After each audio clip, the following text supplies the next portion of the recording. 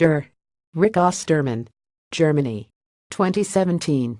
92 Mins. The spectacular winterscape of the Tyrol region provides a suitably dramatic backdrop for a somewhat overstated story about a man's inability to grieve the loss of his wife and son.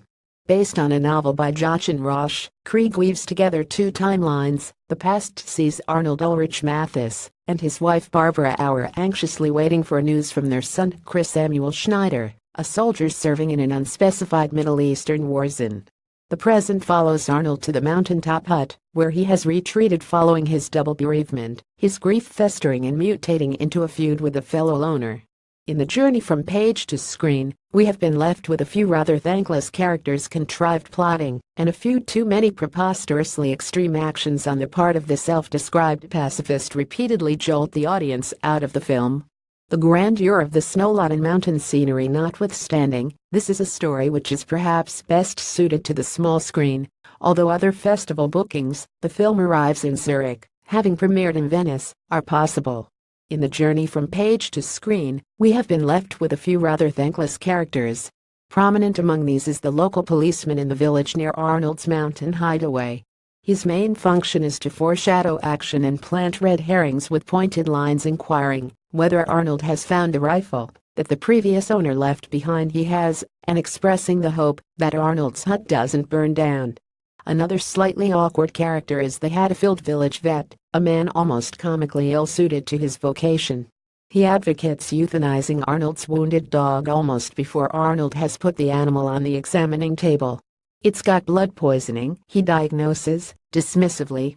But it's important that the hound stays alive, for his injury, sustained from a bolt shot by a mystery man who had been squatting in Arnold's hut, is what fuels Arnold's angry vendetta against the stranger.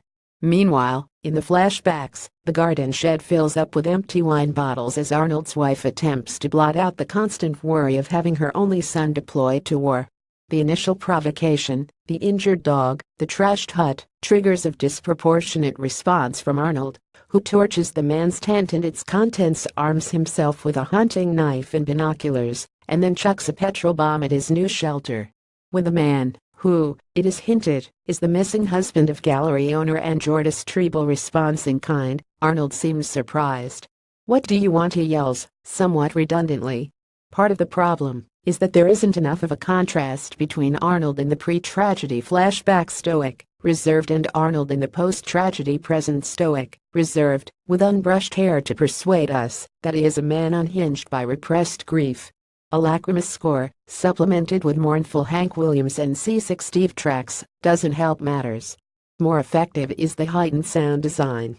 The groan of the snow, the creak of floorboards, the snap of a twig, all work together to create an oppressive sense of mounting threat. It takes a while to realize that the threat is as much of Arnold's making as it is from the part of his faceless opponent.